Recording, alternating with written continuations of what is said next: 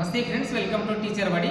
ఈ వీడియోలో బీఈడికి సంబంధించినటువంటి ఒక కాలేజ్లో మెథడ్ 1 అనేటటువంటిది, మెథడ్ 2 అనేటటువంటివి ఎట్లా సెలెక్ట్ చేసుకోవాలనే డౌట్లు చాలా మందికి ఉన్నాయి. అట్లాగే ఒక కాలేజ్లో ఎన్ని సబ్జెక్టులు పెట్టుకోవాలి, ఒక ఫేజ్ 1లో పెట్టుకున్నటువంటి వాళ్ళు ఫేజ్ 2లో ఎట్లా పెట్టుకోవాలి, అట్లాగే ఒక కాలేజ్ ఆల్రెడీ సెలెక్ట్ చేసుకున్న తర్వాత మళ్ళీ అదే కాలేజ్లో సీటు ఎట్లా తీసుకోవాలి, అట్లాగే ఒక కాలేజ్లో జాయిన్ అయిన తర్వాత అదే కాలేజ్లో నీకు నచ్చకుండా వేరే గ్రూప్తో ఎట్లా జాయిన్ అవ్వాలి, వీటన్నిటి గురించి మాట్లాడదాం. ఇప్పుడు నాతో పాటు నేను బీఈడి చేస్తున్నా కదా, బీఈడికి సంబంధించినటువంటి మా ఫ్రెండ్ రమేష్ కూడా ఉన్నాడు.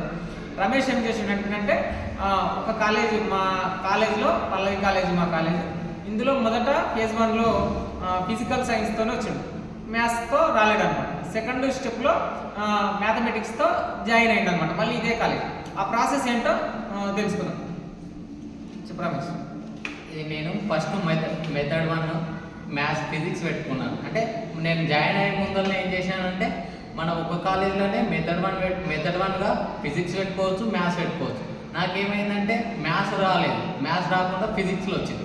ఫిజిక్స్లో వస్తే నేను ఫిజిక్స్లో వచ్చి కాలేజీలో జాయిన్ అయ్యాను. తర్వాత ఏమైందంటే, తర్వాత సెకండ్ ఫేజ్ ఉంటుందా, సెకండ్ ఫేజ్లోనే ఇక్కడికి వచ్చిన స్పెషల్ ఫేజ్ అని ఇంకోటి ఉండే. ఆ స్పెషల్ ఫేజ్లో ఏం చేసినా ఇదే కాలేజ్కి మ్యాథ్స్ పెట్టిన. ఆ టైంలో నాకు మ్యాథ్స్ అనేది వచ్చింది. అప్పుడు ఏం చేసినా మళ్ళీ వాళ్ళ దగ్గర అన్ని డాక్యుమెంట్స్ ఉంటాయి కాబట్టి వాళ్ళ దగ్గర ఓన్లీ మన అడ్మిషన్ ఫీజు 5,000 రూపీస్ కట్టి మళ్ళీ జాయిన్ అయినా. అట్లా మీరు కూడా ఒకవేళ ఈ కాలేజీ నచ్చింది అంటే మెథడ్ 1 మెథడ్ 2లో నీకు సంబంధించింది వేరే చేంజ్ చేసుకోవాలనుకుంటే ఫేజ్ 2లో చేంజ్ చేసుకోవచ్చు.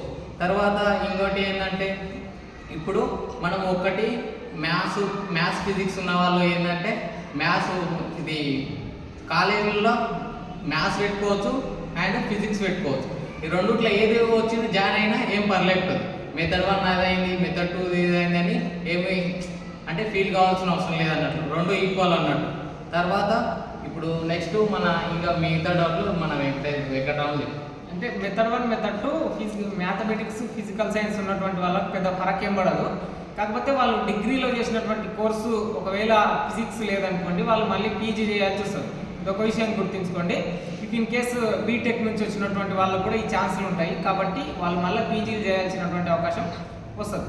ఇక ఫేజ్ 2లో ఒక కాలేజీని మీరు ఫేజ్ 1లో మ్యాథ్స్ పెట్టుకోనో ఏదో ఫిజికల్ సైన్స్ పెట్టుకోనో మీకు సీట్ రాలేదు, ఫేజ్ 2లో అది వస్తుందా రాదా అనేటటువంటిది, అది ప్రైవేట్ కాలేజ్ అయ్యి కూడా రాలేకపోతే ఫేజ్ 2లో ఖచ్చితంగా వచ్చే అవకాశం ఉంటుంది.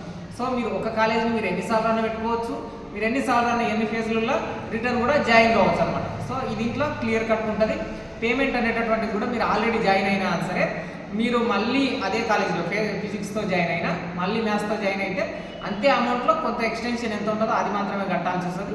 అక్కడనే అడ్మిషన్ ఉంది కాబట్టి అడ్మిషన్ ఫీజులు అనేవి ఎక్స్ట్రా కూడా పడవు. ఒకవేళ మీరు వేరే కాలేజీలో జాయిన్ అయ్యి మళ్ళీ ఇక్కడికి వస్తారంటే అక్కడ ఒక 1000 రూపాయలు అట్లా ఇచ్చి మీ సర్టిఫికేట్స్ తీసుకోవాల్సి వస్తుంది అన్నమాట.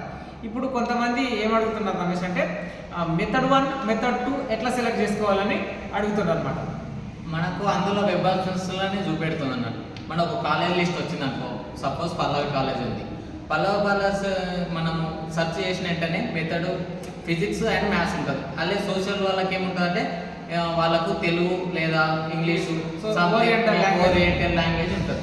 అదే బయోసైన్స్ వాళ్ళకి ఏం చూపెడుతుంది అంటే బయోసైన్స్ చూపెడుతుంది, ఇంగ్లీష్ చూపెడుతుంది అండ్ మన ఫిజిక్స్ కూడా చూపెడుతుంది. అట్లా మీరు మెథడ్ 1 అనేటటువంటిది ఏదో ఒకటి మాత్రమే మీ వెబ్ ఆప్షన్లతో వస్తుంది. మెథడ్ 2 అనేది కంప్లీట్గా కాలేజ్ ఇంటర్నల్ సంబంధించినటువంటి కాలేజీలో మాత్రమే మెథడ్ 2 అనేటటువంటిది సెలెక్ట్ చేసుకోవాలి. ఇక పేమెంట్ల విషయానికి వస్తే, మీరు ఒకవేళ గవర్నమెంట్ కాలేజీలో జాయిన్ అయ్యి మీరు 100 రూపీస్తో జాయిన్ అయ్యింది అనుకోండి, మీరు ఇప్పుడు ప్రైవేట్ కాలేజీలోకి వస్తానంటే మాది ఆల్రెడీ జాయినింగ్ ఉంది కదా, అక్కడ కాలేజీలో ఒక 1000 కూడా తీసుకుంటారో లేదో గవర్నమెంట్ కాబట్టి సర్టిఫికేట్లు తెచ్చి ఇక్కడ ఇస్తే సరిపోతుందా? ప్రైవేట్ కాలేజీలు ఆల్రెడీ పేమెంట్ యూనివర్సిటీకి కడితే అంతే ఉంటుంది కదా, కొంత కాలేజీ ఇన్ఫ్రాస్ట్రక్చర్ని బట్టి మారుతుందేమో కానీ మిగతా అమౌంట్ కూడా మారుతుందా అనేటటువంటి దానికి గవర్నమెంట్లో జాయిన్ అయ్యి ప్రైవేట్లోకి వస్తే ప్రైవేట్లో ఎంత ఫీజు ఉందో అంత ఫీజు ఖచ్చితంగా కట్టి తీరాల్సిందే. సో వీటికి సంబంధించి మెథడ్ 1 మెథడ్ 2 ఎట్లా అనేటటువంటి డీటెయిల్గా ఇంకో వీడియో కూడా చేసినాం, చూడండి. అయితే మెథడ్ 1 మెథడ్ 2 ఇదొకటే కాకుండా పేమెంట్ వీటన్నిటికి ఏ డౌట్ వచ్చినా కింద కామెంట్స్ పెట్టండి. మీకు ఏ ప్రాబ్లం ఉన్నా సరే దాన్ని క్లియర్ చేయడానికి ప్రయత్నం చేస్తాం. టెలిగ్రామ్లో టీచర్ బడి అనేటటువంటిది ఒక ఛానల్ ఉంటుంది. దాంట్లో పీడిఎఫ్స్ అనేటటువంటి వీడికి సంబంధించి అన్నీ ఉంటాయి. అక్కడ నుంచి తీసుకొని చదువుకోవడానికి ప్రయత్నం చేయండి. సైనింగ్ అవుట్ మేము మీ దండ వెంకటరాములు, టీచర్ బడి.